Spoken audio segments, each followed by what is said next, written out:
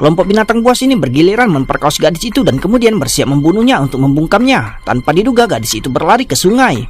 Namun pria itu mengeluarkan pistol dan menembaki gadis itu dengan ganas. Jika gadis itu lari keluar dan menelpon polisi, mereka pasti akan berakhir di penjara. Namun saat wanita itu hendak berenang ke seberang sungai, bahunya tertembak dan darah itu langsung mewarnai air sungai di sekitarnya menjadi merah.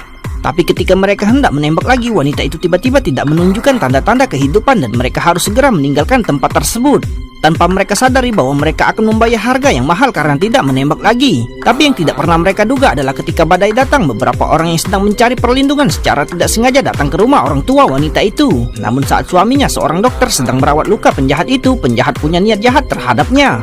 Tepat ketika rekannya datang ke dapur untuk mengantarkan cangkir, tanpa diduga-duga ia melihat foto wanita tersebut. Rasa takut dalam hatinya seketika membuatnya terjatuh. Namun saat mendengar ucapan penuh perhatian dari ibu wanita itu, ia tak dapat lagi menahan rasa bersalah di hatinya. Jadi ia meletakkan kalung wanita tersebut di samping cangkir untuk mengingatkan mereka. Larut malam ketika pasangan itu hendak tidur, mereka tiba-tiba mendengar ketukan di pintu. Jadi mereka keluar untuk memeriksa. Mereka tidak menyangka bahwa orang di luar pintu adalah putri mereka sendiri. Namun yang tidak pernah mereka duga adalah bahwa putri mereka sudah berada di ambang kematian dan tulangnya patah. Sebagai seorang dokter, ayahnya hanya bisa mendisinfeksi belati itu dan kemudian secara paksa mengeluarkan peluru dari tubuh putrinya. Tapi ketika ia melakukan pemeriksaan menyeluruh terhadap putrinya, ia menemukan tanda-tanda bahwa putrinya telah mengalami kekerasan seksual. Hal ini langsung membuatnya murka dan ia bertekad akan menangkap si pembunuh dan memukulinya hingga mati. Tepat pada saat ini, ibunya juga menemukan kalung putrinya di dapur. Hal ini langsung mengingatkan mereka pada sekelompok orang malam itu.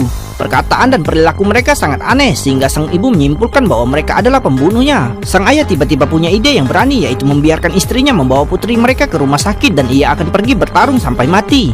Namun saat mereka ingin mengumpulkan senjata, pria penjahat itu terhuyung-huyung ke dapur. Tapi wanita yang cerdik itu langsung memahami niatnya dan tidak memilih untuk menghadapinya secara langsung.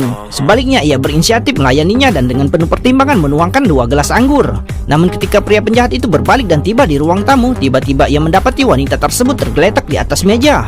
Ia pun bingung harus berbuat apa pada saat itu. Tapi tiba-tiba sang ibu memukulnya dengan botol.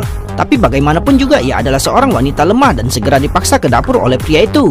Maka ia cepat-cepat mengambil pisau dan menusukkannya ke perut pria itu. Tanpa diduga, pria yang tangguh malah menarik pisaunya dan wanita itu pun dipaksa mundur. Pada saat kritis ini, sang ayah yang tengah mencari senjata bergegas kembali, mengayunkan palu dan menghancurkan lengannya hingga berkeping-keping, lalu mencekik lehernya dengan kuat dan dengan cepat menjatuhkannya. Demi membalaskan dendam putrinya, pria itu dengan marah mengambil palu dan memukul kepala si pembunuh.